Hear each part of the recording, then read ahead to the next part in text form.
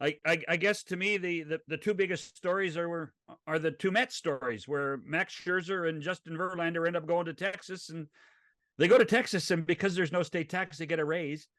Uh, and there's a good chance they'll be going head to head at some point, correct? Yeah, I mean the top two teams in the American League West are Houston and Texas. That's where Verlander and Scherzer are now. And given how strong the American League East is this year, there's certainly a possibility that the wild cards might all come out of the American League East. So it might be Texas and Houston fighting for one playoff spot.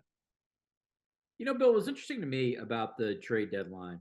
And I was at the Blue Jays game last night, John. That was not the best decision by me, given the bloodbath by the Orioles. But what we didn't see is we didn't really see any impact bat get traded to anyone. Like, this was very much a pitching trading deadline. You mentioned, obviously, the two Mets starters.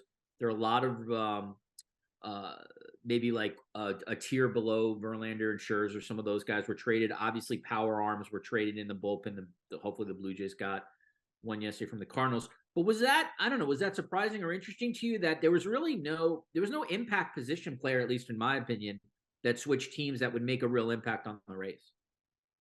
Yeah, in a way, it's sort of what baseball wanted. Not so blatantly in terms of lack of action for bats, but when you expand the playoffs so that teams that are running at 500 or even a little below right now can look at the standings and say, hey, we still got a chance.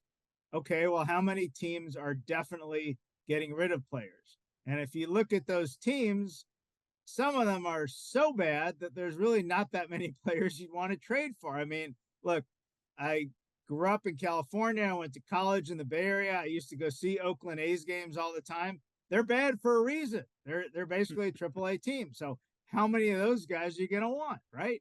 How many guys on the Royals are you going to want? They moved a couple guys. Rockies moved a couple guys. But for the most part, teams are hanging in there. And you could say, you know what? Why don't we give it another couple weeks? If you move the trade deadline back, more teams will have a better sense of where they are. But this is where we are today. And so the flip side of telling your fans we're still in the race is that there's a lot of teams that don't want to tell their fans right now we're not. So the interesting thing for me is that it this whole concept of the single trade deadline for all 30 teams. Rob Manfred can actually pick the date, as I understand it. It's commissioner's discretion, isn't it? So do you get a sense that there might be pressure to move that deadline at all, Bill? Well, in the collective bargaining agreement, there's a window of a week in which the commissioner can pick the trade deadline. So what I think they're trying to avoid is, having it happen, say, on a Sunday night when everybody's gone from the ballpark. Mm-hmm. But he can't unilaterally, do it as far as, hey, let's have another one at the end of August. They had that. They changed it. They can discuss it again, certainly, if they want to. But every time we brought it up, for now, at least, everybody seems fine with it. So let me ask you this. As Richard mentioned, it ended up becoming a real pitcher's deadline more than anything else. Was there lots of discussion, or was there a lot of people just, and the price is too high for, say, right-handed batters, as there was lots of teams looking for right-handed hitters, or were the prices high, or was this just a case of people thinking that they're still involved in the playoff race? Probably both. I mean, ultimately it's supply and demand, right? Like toilet paper. So if there's not that many bats available in the market, the prices are going to go up. I think the other thing we've seen over the past 10, 15 years is that prospects have a far greater value today than they would have, say, 15 or 20 years ago. There are fans that 15 or 20 years ago might not have even known who their team's best minor league prospects were. The games were never on TV. No one paid attention to the baseball draft. A few diehards got Baseball America that, the great Canadian Alan Simpson founded. That's pretty much about it. But now, like, everybody knows, it's online with the click of the mouse or whatever you use to scroll your phone. It's everybody is panicked that, oh my God, I traded like the 4th and 7th best prospects from my team. And it's ridiculous. Prospects are way overvalued these days. I go back to the Dodgers a few years ago, traded for Manny Machado at the trade deadline. He was a rental player, but that the Orioles said, okay, we need a pretty good return here, even though he's going to leave in 2 months. So the Dodgers gave him 5 prospects. One of them was their number 3 prospect. The only guy who's panned out is Dean Kramer, who's about a number 3, number 4 starter. He's fine, but that's it. I mean, the guy who was the top prospect in the organization that went in the trade flopped and is now actually back playing minor league ball for the Dodgers. You can go back and see that the prospect value is, I think, these days on the overrated scale. Bill, when you, I mean, one of the things about baseball, I mean, you've covered it for a long time, so you know this. A team can get hot in the postseason, right? You sort of think Team X is going to be the World Series contender. And then like last year, the Phillies got hot and they made it to the World Series. If I had to take a look right now at the most complete teams heading into the postseason, I think obviously the Braves, maybe number 1 or number 2.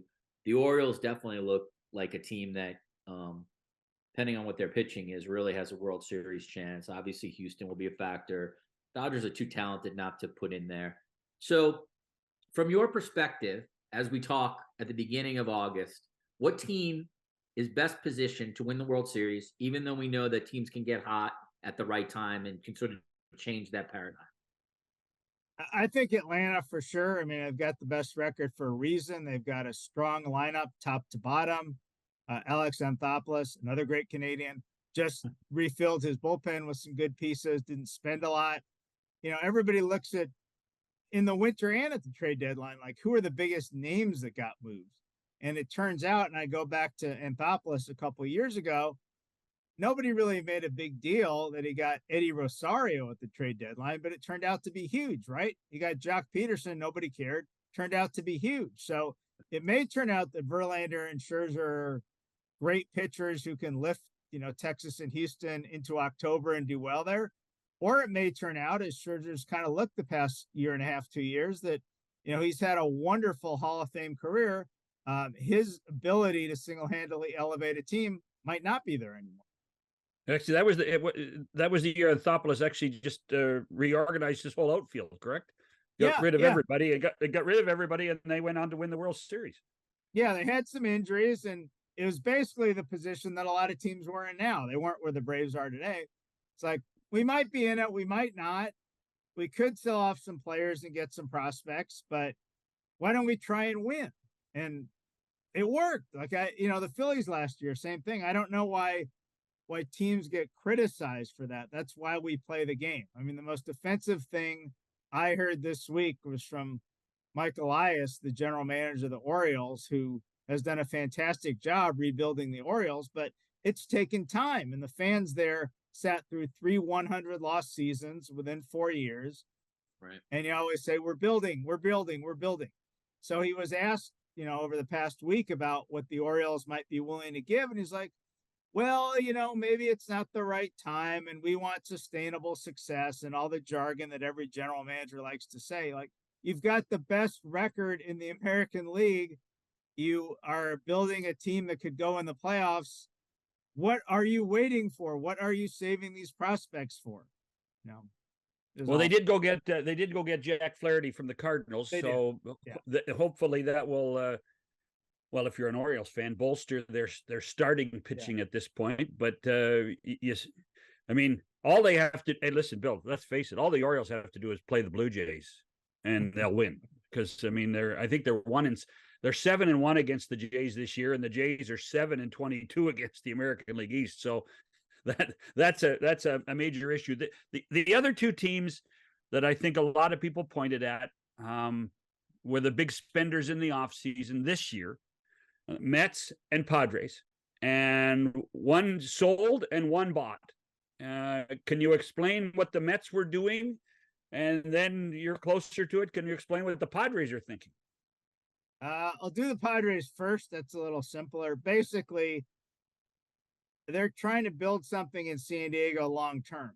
So they've already had a team under AJ Preller. They built up for 1 year. They blew it up before the year was over. They're not about to do that again. They're selling out more than half their games. They're still the only team in town. NFL isn't there. NBA isn't there. Hockey's not there. I think they really want to play it out. If they get on a run, they could capture a wild card spot. I don't think it'll be easy, but if you believe in run differential, they're as good as anybody else in the league except the Braves. So I think it's worth a shot for them. And they helped a little bit on the margins as far as the guys they brought in.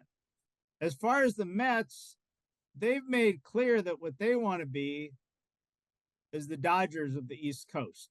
And when they say that, they don't just mean spend a lot of money, they mean spend wisely. And every general manager you hear talk about, we want to build a sustainable winner. The Dodgers are one of the few teams that's actually done it, meaning they go to the playoffs every year. They build with their farm system. They draft well. They develop players well. Of course, everybody wants to do that because then we need a replacement. You just dip into your farm system, right? You don't like go spend, $100 million a year on Max Scherzer and Justin Verlander.